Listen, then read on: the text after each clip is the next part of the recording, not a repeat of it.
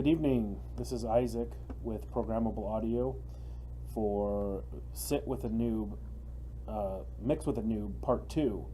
Now, my friend and I have decided to put out the videos under a single channel instead of our personal channels, which makes sense because on my personal channel I have a bunch of videos of my son, my two sons, so it's just my personal channel. So this is going to go out under Programmable Audio, but this is just a purely mixing tutorial. Part 1, I did not announce that. It was just me sitting there. So I'm back for Part 2. I have my trusty bandana on, in case you're wondering why I have this and why I had it last time. I just finished working out a couple hours ago. I'm a sweaty guy, so I'm still, a little bit of sweat is coming off of me, so this just keeps my neck nice and dry. You can't probably see the sweat ring here, but I did have a sweat ring earlier, so this is just for my own comfort. So I'm ready to mix, to begin mixing, continue mixing Diggin' Holes by Green Wire, my band, former band. And let me start off by saying that the program that I'm using exclusively, and the program I think I will continue using forever, is called Reaper. It's your DAW, Digital Audio Workstation. If you are working with photos, this would be Photoshop. If you are working with desktop publishing, this would be Illustrator. If you are working with 3D models, this would be AutoCAD. This is the program, the main application that you make your songs in.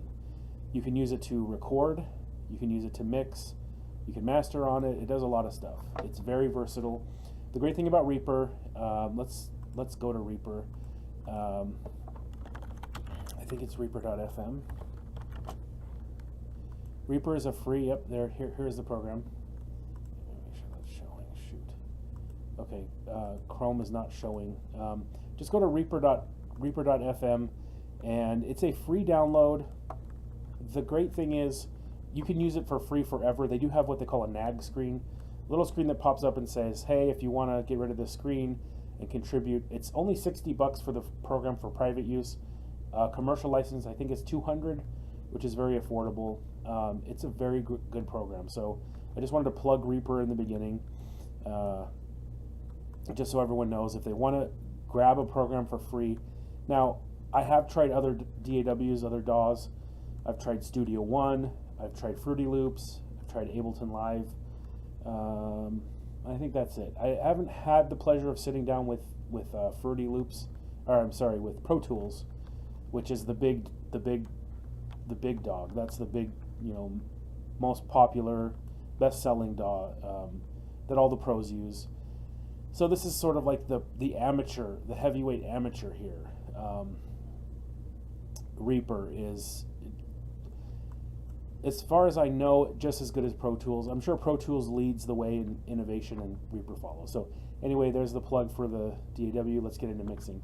So I'm a big fan of Mixer Man. I bought one of his books. I've read it through. And his advice, so I'm kind of plugging him. If you want to go to Amazon or look for his interviews and stuff on YouTube, he goes under Mixer Man, and he does like Zen in the Art of Mixing, Zen in the Art of Recording. Really good stuff. What he says is when you start to listen to a song, the song should tell you what it needs. And his example in the book is that if the song starts with a softly strumming acoustic guitar, well, then pretty much for the whole song, you're going to need to highlight that guitar. That guitar is going to need to be at the forefront of the mix. This song's a punk song, so it needs shredding guitars, thumping bass, and just crisp drums. So we're going to try to kind of achieve that aesthetic by mixing. We'll listen to it first. Let's go ahead and listen. And I did adjust my sound volumes from last night, so hopefully, and I also have one ear out, so when I hit play here and try to talk over the song, I'm not going to sound like an idiot talking extra loud. So here we go.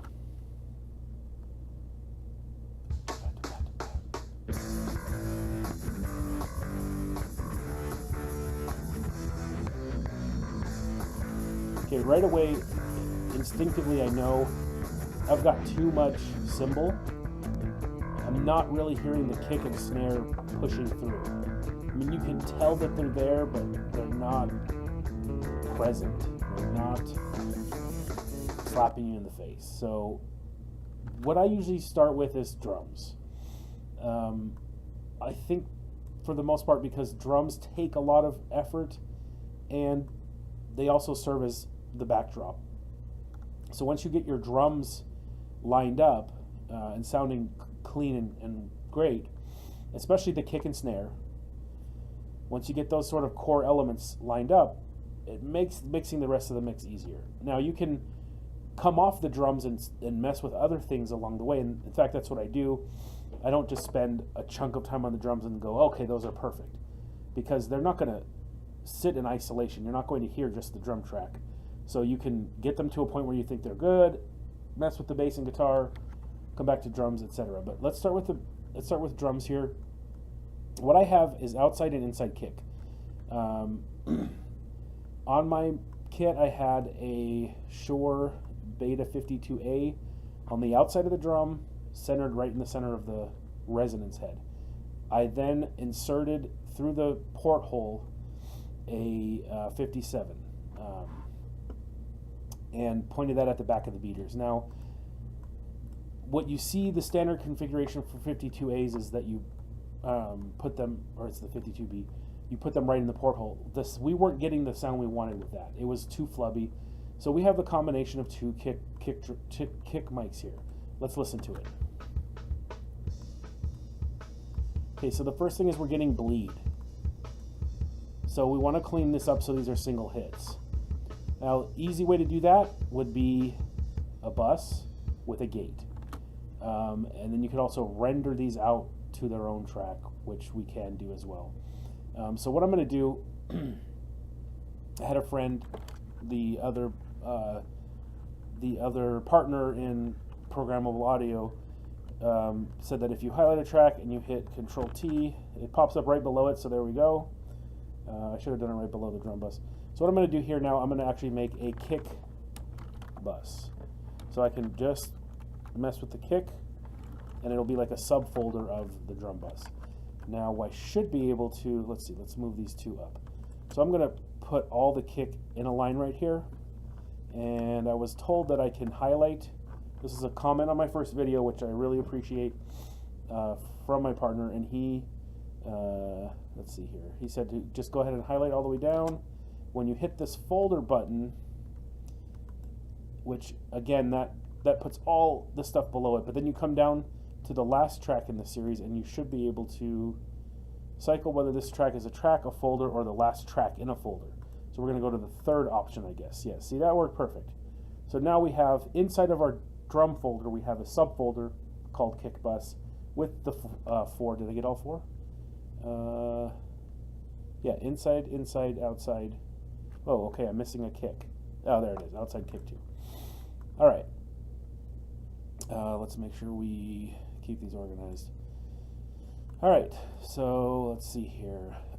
What we want to do now to see how a gate works. So this will be sort of like your very first mini tutorial on using plugins. Compression might be a good one to start with, but a gate is a very simple thing to learn, and they're indispensable. So on this kick bus, I'm going to hit the FX button here, which stands for FX, or this is where your plugins live. So what immediately happens is you notice I got two windows there. You click on the FX thing and you get this is a search feature, and it also has your folders over here. And you can type in anything you want down here, and it'll start narrowing it down. Or you can look at your entire list of plugins. Reaper comes with a bunch of fantastic plugins, and I, for some reason, have been using primarily stock plugins. It's a superstitious thing to me. I think I want to learn Reaper stock plugins and use the basics before branching out into paid plugins or fancier plugins with more buttons that do almost exactly what Reaper does. In fact, some pros out there, some people on the channels I've been watching, have cited Reaper's the suite of plugins that comes with Reaper, which is all here. I'm going to circle with my mouse. They all start with REA, so Recomp, Recontrol. The one we want is ReaGate, so it's right there. We could double click there, or down here you could go REA. It starts to sort all just the ones that start with REA, and if you hit G, it narrows it down to just the one. So it's like a nice smart search for you there. Double click, so here's the gate. So I'm going to hit play, And again, I really hope that my voice is heard over the music is drowning it out. But I know I'm not talking like trying to shout over stuff now, sounding like someone on headphones. All right, so why are we not getting signal here?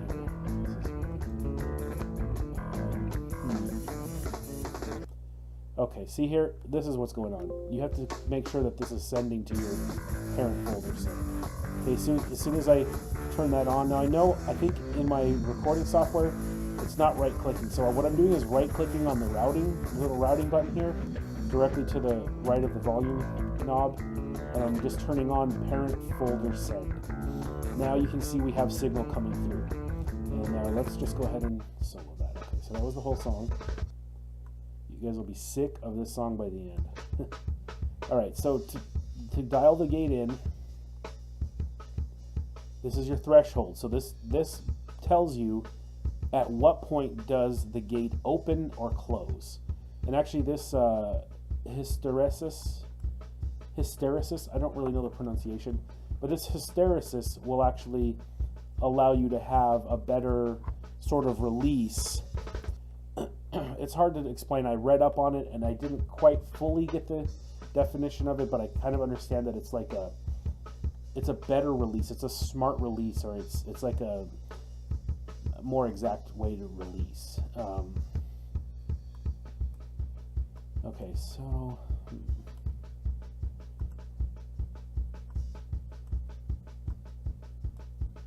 right, so I'm doing something wrong here, and I'm telling you now, this is why you can consider me a noob, because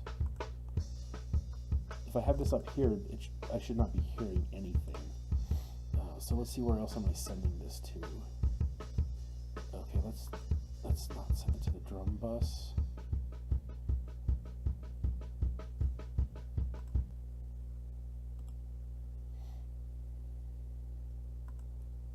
See, I'm not really sure. We're going to send it to the kick bus instead of the drum bus, even though I assume that's what parent folder send meant.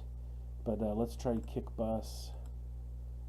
Okay, see, that's going to work because now you noticed I had the threshold up and the sound did not return even though we had signal. But now we're starting to get some coming through.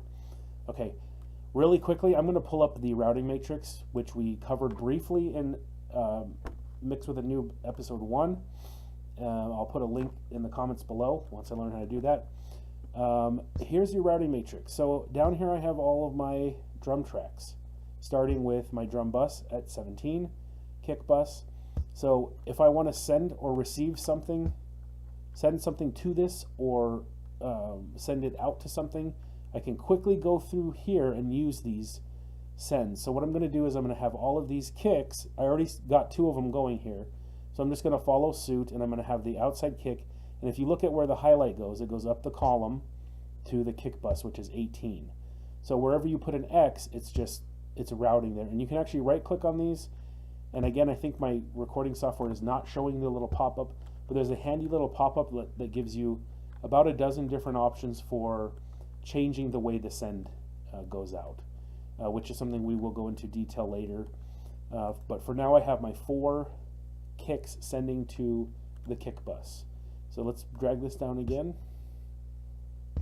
Now you can hear some kind of little flubs coming through. That's because I have the threshold up too high, so that if the signal doesn't reach where this knob is, no sound will come through at all. That's how the gate works. It allows some to come through. It doesn't allow other parts of the signal to come through. So we're going to start dragging this down, and you'll hear it kind of gives you an artificial sound. That's the risk with the gate, is that it immediately takes the rawness out of it a little bit. Now you can actually, let's see, we want to give this a little bit of hold, and I think that might be too short of an attack. Maybe try pre-opening. You can tweak these settings, and I think, see, here's some default settings. Now, default means that somebody put these parameters in here, and I've been warned again and again, do not lean on defaults. Do not just go kick gate and leave it, because it may not fit for the piece of audio you have that you're working. So you have to be careful. It's good to start. You can use defaults as a starting point and then build off of it based on what you need in your mix. So as you can see here, there's a section here. It's where it goes to that pre-verse part where the kick, it wasn't even reaching the threshold at all. So again, that's exactly why you would start with the preset if you like, and that just gives you an idea. Okay, we have 2 millisecond pre-open, we have a 1 millisecond attack. The pre-open, the software looks ahead and opens the gate 2 milliseconds before a large transient comes in. And the word transient is kind of a strange one, but it's essentially where the waveform is crest. It's the crest of the waveform. It's like the largest. If you look at any given little chunk, any little hit of sound, it's sort of the highest point of that sound. So for this one here, I'm going to put the cursor over. This would be the transient, the highest peak, and it could be a trough or it could be a peak, but it's the highest point of it. This one might actually, it just depends.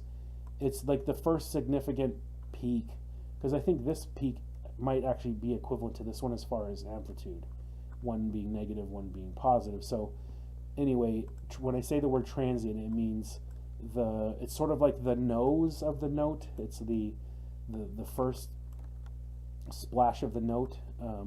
So this pre-open looks ahead at the transient, and 2 1,000ths of a second before it hits, it opens, and then it takes 1 millisecond for this gate to activate. It holds itself open for 80.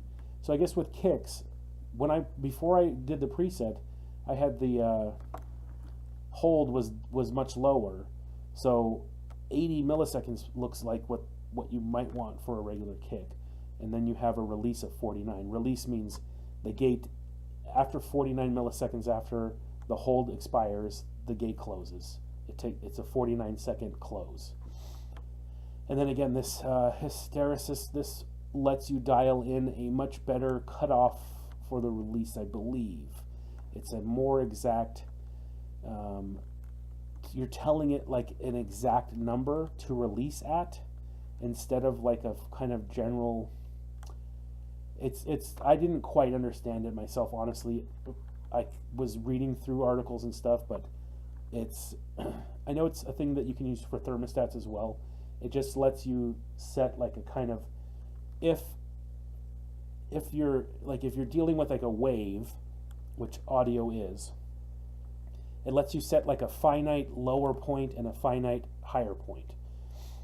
Instead of like the wave, like sometimes the wave will dip below the cutoff point. You don't want that to trigger. Anyway, that's beyond me. I will research that more and maybe have a tutorial explaining that for noobs like myself, so it's easy to understand. But again, I know it's a thing like in engineering. It's a setting. Anyway, let's ignore that. Down here you can high pass and low pass, which is an EQ function, and you have your RMS size, which lets you determine how aggressive or thin these cuts are. Over here you can see we have, this is, I believe the way this is supposed to work is this is parallel processing, so you could actually have a dry track and a wet track next to each other. Let's experiment with that for a minute. I'm going to turn the wet track all the way down. So that's dry. So that's dry means not affected. No effects on it, just whatever is sitting there is dry. Wet means you've poured some effect on it and it's now wet. So as we bring this wet up, it doesn't sound like anything obviously because the dry is right there to match it. Now as we back the dry off, you're going to start to hear how the gate is like choking the hits. Like you're going to hear those cymbal, the hi-hat hits kind of like choking off. Okay. Now I'm going to go ahead and boost the kick bus in the mix, and let's see if just cleaning that up a little helps it stick out. I'm betting that we will notice a difference. Again, I'm holding control and doing the scroll wheel to get my tracks to all come back to like normal size, to compressed, you know. So here we go. It might be kind of hard to tell, but I think let's boost it. I'm not sure how well it's coming through on the recording software. In my ear, I can hear it. It just made it kind of stand out a little bit. And again, we bring the dry all the way down. Okay, another thing to do is let's solo just the drums. Okay, there. That should be pretty evident. That kick is really standing out. The advantage of what we just did, and I think I'll probably end the tutorial here because I don't want to go over, I don't want a 35-minute tutorial. I just want these to be nice, you know, maybe 20 minutes is good. So what we just did basically allows us to now turn the kick up if we want to, which I just did. I actually maxed it out. I gave it plus 12 dB. And there's ways to go even further. I could put plugins and really boost it, or I could actually just do this wet. Let's keep going here. So I'm going to give it like another 12. So that's like 24 extra decibels above 0, which actually hit muted it. Okay, so that just, it was so loud that the software said, nope, we can't even handle that output. We're muting this track. So let's unmute it. Anyway, there's really no reason to drive it that hard, but you can turn up the kick now, and all those extra sounds that were in between those hits, the sound of the hi-hat ringing out, and you get snare in there. You get essentially everything else from the kit. All of that is not boosted as well, which would basically just give you like this extra loud image of the kit. So that's pretty much step one after I do my organization. One thing we didn't talk about was markers, which these are not. I'm going to delete these only because we'll get into that later. But I had put those in there, I think, during the recording process. So again, let's do a quick review of what we did. We put all of our kick tracks into a subfolder called Kick Bus. It lives inside the drum bus. We opened up the effects area.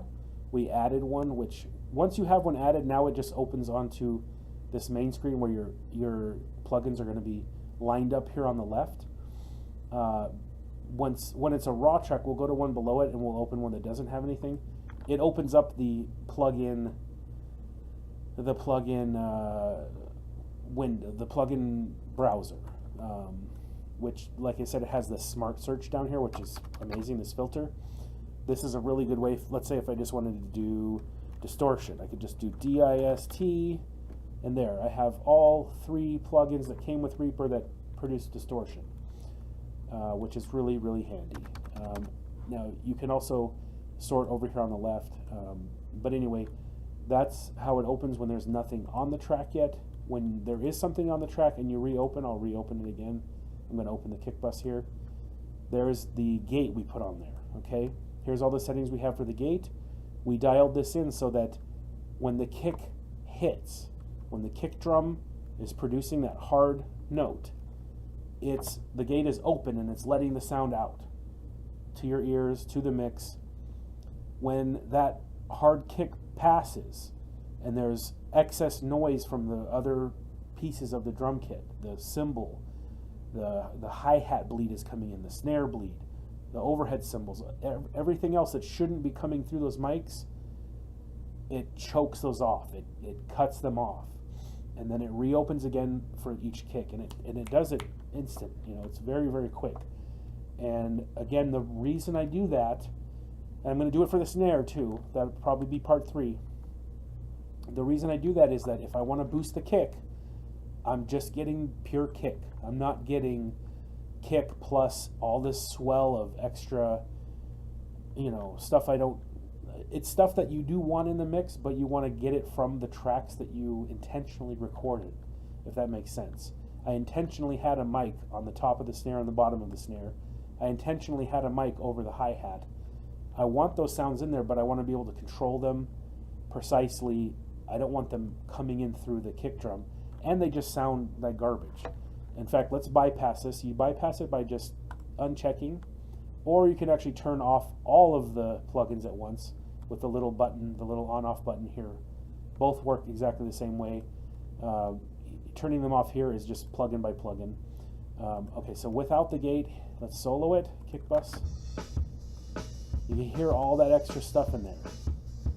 Snare and cymbal and stuff. And it just sounds like a muted drum recording with like super heavy on the kick, which that's what it is. Okay, turn the gate on, let's turn our effects on. Now, again, when you're listening to this in solo meaning the kick bus is all you're hearing, we turned up all the rest of the drums and all the instruments and the vocals. When you're listening to it in solo, it sounds artificial. You know, it sounds tweaked. But you add in the drums, so let's go ahead and add in the drums. It's not bad because those other sounds, the hi-hat and the snare and stuff, are present on other tracks. So it kind of, you know, it smears over that weird sound you were getting from the gate. Okay? So that's my main thing I go to. I go right to the kick. The kick is like the foundation. Oftentimes I'll go right to the kick and then I'll check it against the bass. And I'll just start like bouncing things back and forth between the bass guitar and the kick drum. And kind of like, okay, where are we in this mix? Are these two fighting? They always fight. They both live in a very close range, or their power lives in the same range. The bass goes up much higher, but anyway, another topic for later. So that was part 2 of mixing with the Newb.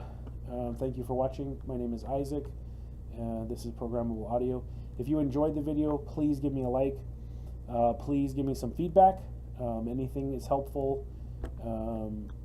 Again, I'm aware of some of my technical issues, like the cheap camera and the crappy mic.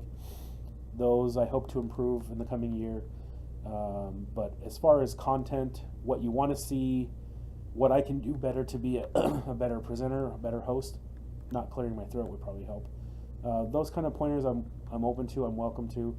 And also things in Reaper maybe that I'm doing slower, different, you know, anything I can do to tune it up, I'd love to hear it. And if you want, please subscribe to our channel so you can keep up with us. We're brand new. I think we have 0 subscribers. Actually, we may have 1, a guy from Japan or something. So hit subscribe. You might be subscriber number 2. And then later down the line, if we get to 200, you can say like, I was number 2, yay. So thanks for watching. Good night.